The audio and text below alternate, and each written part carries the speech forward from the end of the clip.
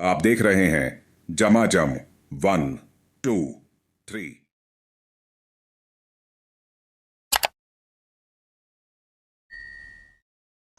Hello guys, welcome back to my YouTube channel Jhamajham 1, 2, 3 में स्वागत करती हूँ। मैं पुष्पांजलि केवट। सो गाइस, आज हम आए हैं वट सावित्री की पूजा है। सो आए हैं जहाँ पर बहुत सारी महिलाएं पूजा करती हैं।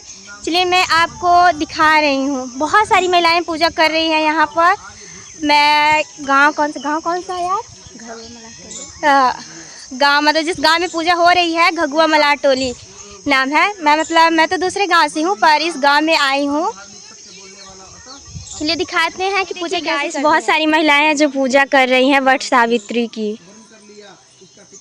जो भी मेरे यूट्यूब चैनल से जुड़े हो, प्लीज़ आप लोगों से निवेदन है कि प्लीज़ मेरे को सपोर्ट करें ज़्यादा से ज़्यादा भाई एवं बहनों को।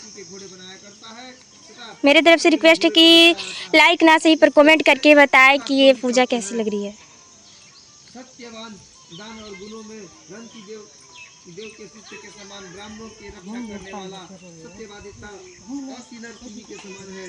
यथातिथि के समान, उदार चंद्रमा के समान देखने में प्रिय लगने वाला, रूप में दूसरे अश्विनी कुमार के समान, रूप में सेन के समान बलवान है। किंतु उसने केवल यही एक दोष है, दूसरा कोई नहीं। सत्यवान आज से ठीक 1 वर्ष पर चिनायु हो जाने से देह त्याग कर देगा।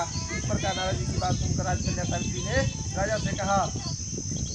के बाद में उसे वाणी द्वारा प्रकट किया जाता है, पुनः उसके बाद कर्म द्वारा किया जाता है। इससे प्रत्येक कार्य में मन को प्रमाण माना जाता है, अर्थात मन के विरुद्ध कार्य नहीं किया जा सकता है। नारद ने कहा, हे राजन, यदि आपको भी इष्ट हो तो अपनी पुत्री सावित्री का कन्यादान निर्विघ्नता के साथ शीघ्र कर डालिए। ऐसा कहकर नारद जी आकाश मार्ग से स्वर्गलोक चले गए। इसके बाद राजा ने विष्णु मुहूर्त में समीपवर्ती वेदों के परागामी ब्राह्मणों के द्वारा पुत्री सावित्री का विवाह संबंधी कार्य संपन्न किया और तवंगी सावित्री के मनोबलित उच्च सत्यवान को पति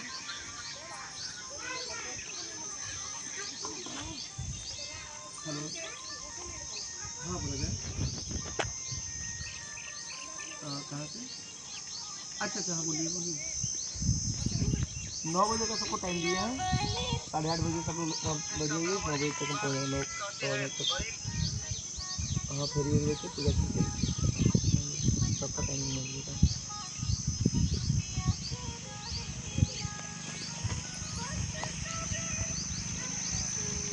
ऐसा कहकर नारद जी आकाश मार्ग से स्वर्ग लोक चले गए। उसके बाद राजा ने भी तब त्वंगी सावित्री ने मनोबलित उस सत्यवान पति को पाकर ऐसी प्रसन्न हुई जैसे कोई पुण्यवान पुरुष स्वर्ग पाकर प्रसन्न होता है। राजा ने अपनी रानी के साथ इस व्रत को किया जो सावित्री के नाम से सावित्री व्रत से प्रसिद्ध सभी प्रकार की कामनाओं को पूर्ण करने वाला है। भूर्भुवस्व भूलोक गुरुलोक सर्वलोक इस मंत्र की साक्षात मूर्ति बनकर उस ब्रह्मा जी की प्रिया सावित्री देवी उस राजा पर प्रसन्न हुई।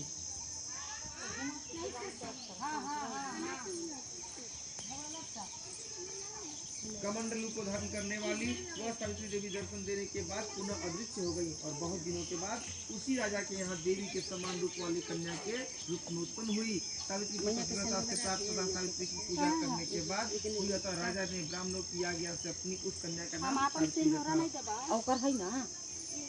वह राजकन्या सावित्री साक्षात शरीर धारण की हुई लक्ष्मी के समान शोभित होती हुई बढ़ने लगी और धीरे धीरे कुमार अंगों वाली और यौन अवस्था को प्राप्त हुई, जिसके मध्य भाग सुंदर नितम भाग विस्तृत थे और जो स्वर्ण की प्रतिमा के समान दिखाई पड़ती थी।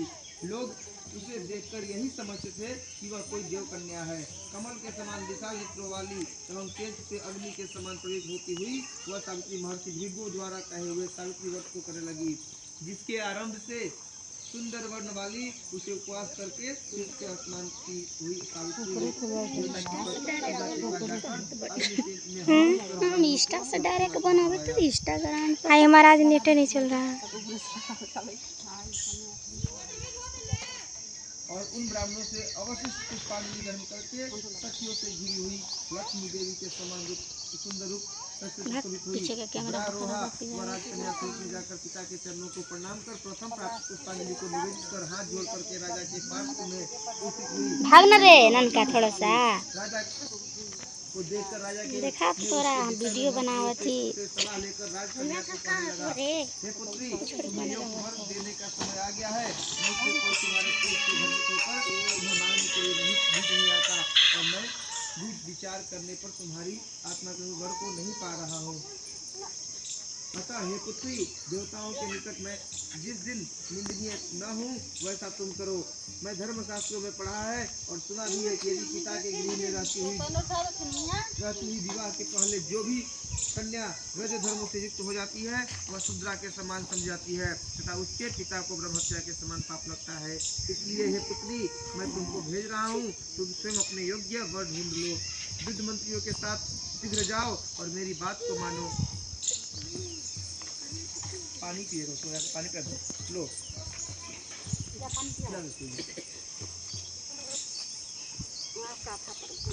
घर में जाके गिलास में पानी